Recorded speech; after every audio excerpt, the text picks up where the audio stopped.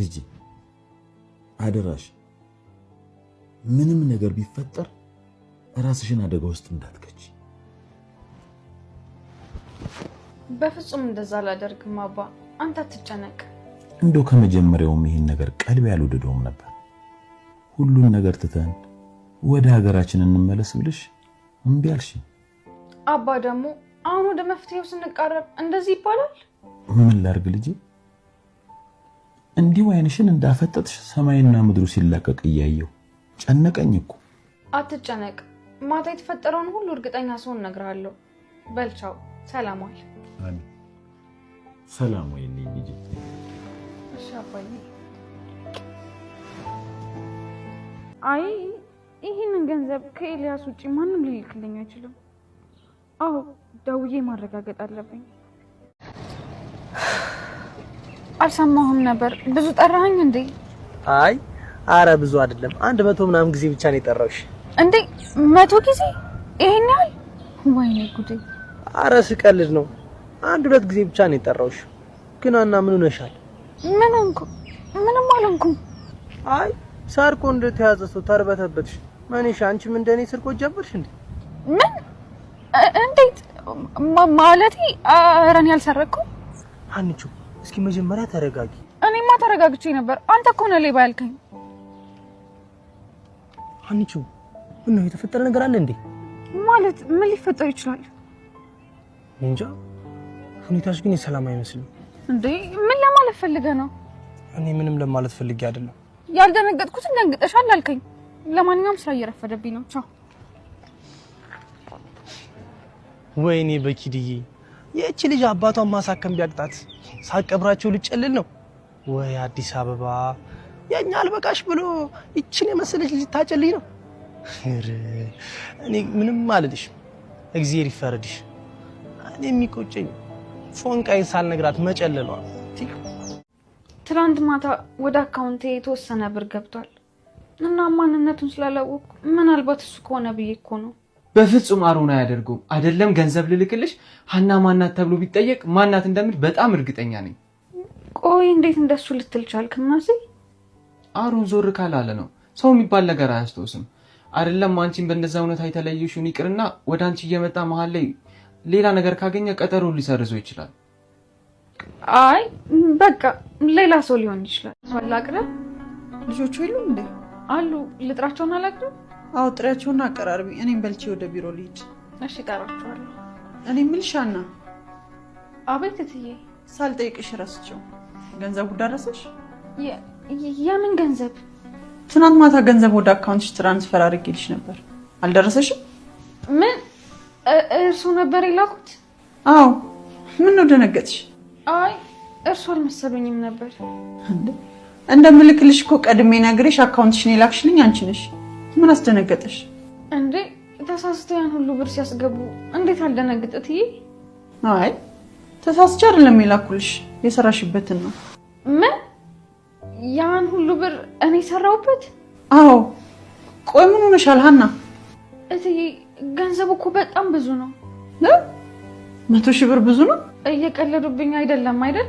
ቤት ውስጥ እየሰራሽ ላለሽው ነገር፣ የምናሴ ጤንነት ላይ እንዲሻሻል ላደረግሽው አስተዋጽኦ ይሄ ገንዘብ ቢያንስብሽ እንጂ አይበዛብሽም።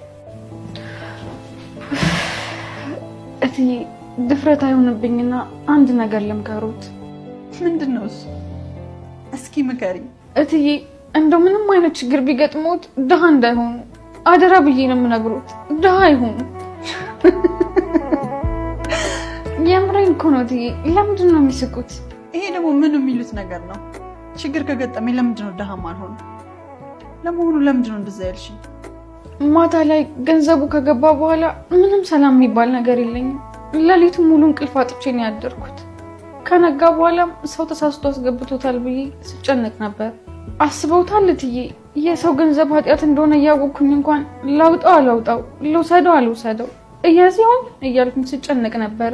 ሀና ሳልነግርሽ ስለላኩልሽ በጣም ይቅርታ። አንቺ እኮ ይሄን ያህል የምትጨነቂ እውነተኛ ሰው ስለሆንሽ ነው። በአንቺ ቦታ እኮ ሌላ ሰው ቢሆን ሄዶ ለማውጣት 1-2 አይልም ነበር። እንደው እትዬ ይሄን ሁሉ ገንዘብ ምን ይሁን ብለው ነው የሰጡኝ? ለምናሴ መፍትሄ የሌለው ሕክምና ስንትና ስንት ገንዘብ ጨርሻለሁ።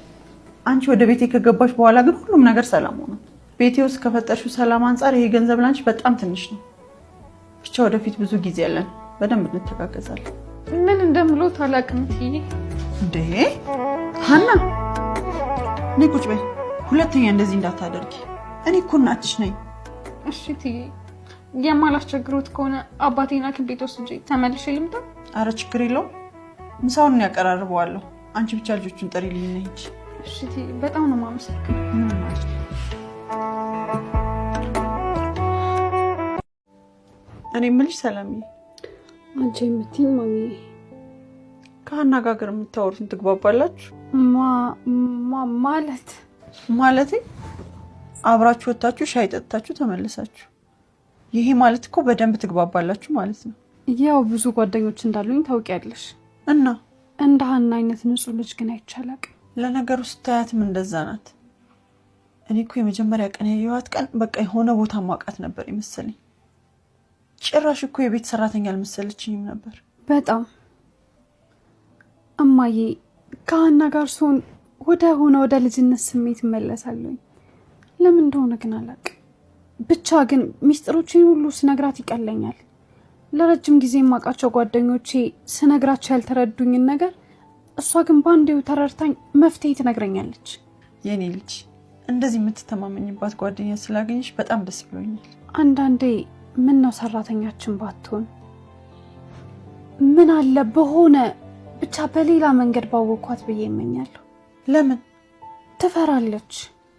በተለይ እኔን በጣም ትፈራኛለች። የሆነ ነገር እንኳን ሀሳብ ስጠይቃት ያስቀይማት ይሆን አያስቀይማትም ብላ ነው ሀሳብ የምትሰጠኝ። እኔ ደግሞ ይሄ እንዲሆን አልፈልግም። ልክ እንደ ኩያ ጓደኛዬ እንድታዋራኝ እንዳማክራት ነው የምፈልገው። ታዲያ እኮ ይሄ የጊዜ ጉዳይ ነው እንጂ በደንብ ስታውቅሽና ስትቀርብሽ እንደምትፈልጊያት አይነት ጓደኛ ትሆንልሻለች። ጓደኛ ማለት ያንቺን ችግር ብቻ እየነገርሽው ያንቺን ሀሳብ የሚያቃልልልሽ ብቻ መሆን የለበትም። ወይ ሰላምዬ፣ ገና አልበሰለም። አንድ 5 ደቂቃ።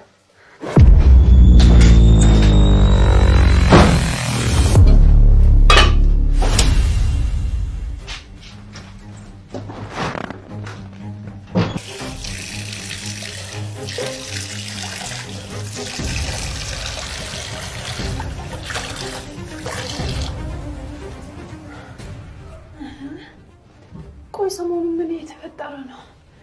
ምንድን ነው የሆንኩት?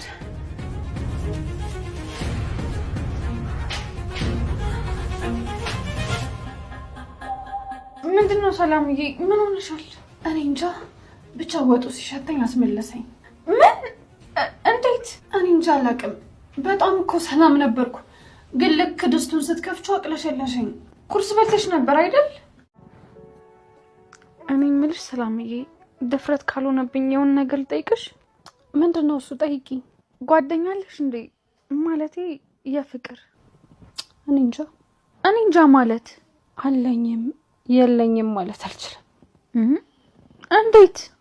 እንደዚሁ። አንቺ ግን ቆይ ለምን ጠየቅሽ? አይ ጠዋት ላይ ሳያስመልስሽ ሳይ አይምሮዬ ላይ ሌላ ነገር ስለመጣብኝ ነው። ሌላ ነገር ማለት? እኔ እንጃ ብቻ የሚያስመልስሽ ነገር። የሚያስመልስሽ ነገር ምን? ምናልባት እርግዝና ከሆነ ብዬ እኮ ነው። አንቺ ያምሻል እንዴ? የምን አባሽ እርግዝና ነው? ይቅርታ በጣም ሰላምዬ፣ እኔ እኮ የነገርሽኝ ምልክት ሁሉ ወደዛ ስለጠቆመኝ ነው። ኢዚ ምን ትመስላለች እቺ? ዶሮ ረክሽኝ እንዴ በነፋስ የማረግዘው? ሰላምዬ በጣም ይቅርታ። ተነሽ ወርዛ። ይሄን ያህል ፊት ስሰጥሽ አናቴ ላይ ካልወጣሁት ያለሽ እንዴ? እንደሱ አይደለም እኮ። ደግሞም ወጣት አይደለሽ? ብትሳሳችም እኮ የሚፈርድብሽ የለም። አንቺ ልጅ ግን ጤነኛ አይደለሽም እንዴ? ይኸውልሽ ሰላምዬ፣ እንደዚህ አይነት ነገር ከተፈጠረ ጊዜ የሚሰጠው ጉዳይ አይደለም።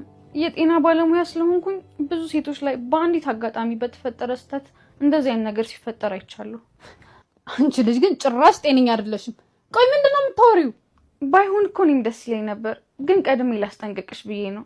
በተደጋጋሚ የሚያስመልስሽን ነገር ማወቁ ራስሽን ለመጠበቅ ስለሚያግዝ ምርመራ ማድረግሽ ጥሩ ነው። በዛ ላይ ደግሞ አባዬን የሚያክመው ሐኪም አለ። የእሱን ስልክ እሰጥሻለሁ።